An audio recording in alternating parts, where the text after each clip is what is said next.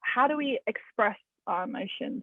And one of the things that I thought was really beautiful that you shared with me is some emotions, and correct me if I'm saying it incorrectly, but some emotions need love and some emotions have love. Is that right? Yeah, Can you explain a little bit more? they either have love or need love. Yeah. Like, And if you give us examples, of a situation or a particular emotion, how you would do that with, like, let's say. So I can give an example of, like, if, let's say you have two siblings fighting, right? And one is, ready to hit the other one, and the other one is sad. And you come into that situation, and rather than saying, hey, what happened, and who took what, and did you take this, and trying to figure it out, just here are the 3 steps. Look, listen, and love. Just maybe I would probably take the one that's crying first, but I will not ignore the other one. And I would maybe say, oh, that looks like a feeling that needs love. Or even ask the question, oh, is that a feeling that needs love or has love? The child will quickly say, needs love. And then simultaneously look at the other child, because remember, the bullier or the one who's doing the pushing around needs love just as much. And then ask, is that a feeling that you have that has love or needs love? And that child will quickly say, needs love. Okay, do you know what that word is? What is that feeling? Frustrated.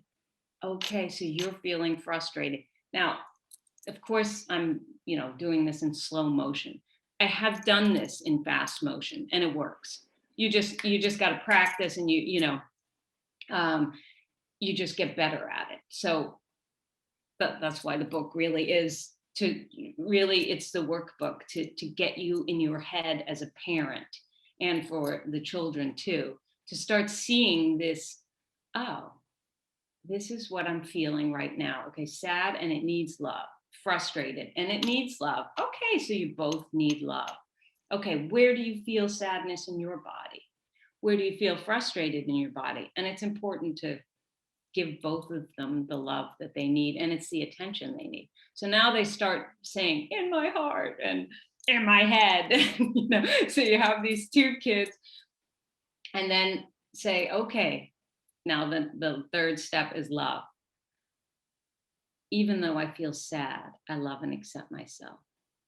Even though I feel frustrated, I love and accept myself. And when they get to that point, and I know in real life this can be hard, but again, it's practice. It is practice, practice, practice, practice, because they start getting it, and looking at the whole situation differently. And by the time you're finished with that little exercise, the whole issue of why it happened, it kind of just goes poof. I see.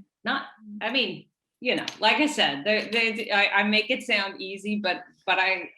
No, but it's like anything. It's like a muscle. You need to practice it. That's and right. It's the classic of, I see you, I hear you, I understand you. That's where I saw the biggest resonance between yourself and I with our methodologies, is that it's the children need to be seen. And in order to see children, you need to take away all that kind of voice in your head, because a lot of parents go into that situation annoyed already, frustrated themselves. Yeah. Why are you guys making so much noise? Mm-hmm. Can't you just get along, you two? How many times have I told you?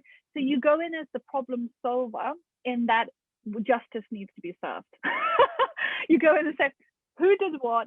Why did you do that? Okay, let me make a judgment call. Exactly. Again, all the things that are not helpful, and you're judging, and you're not, one person is not going to be seen and heard, and the person who's not going to be seen and heard is up to your judgment. You weren't there. So you go on these little people's, they're little humans, dialogue, and especially if one's older than the other. I mean, all that kind of belief that comes in of like, well, you're older, you should know better.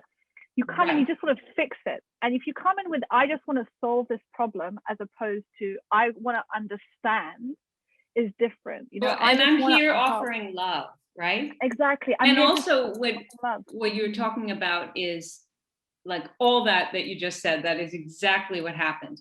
Who did what? If you can catch yourself as a parent and say, oh my God, how much energy, again, how much am I putting out here?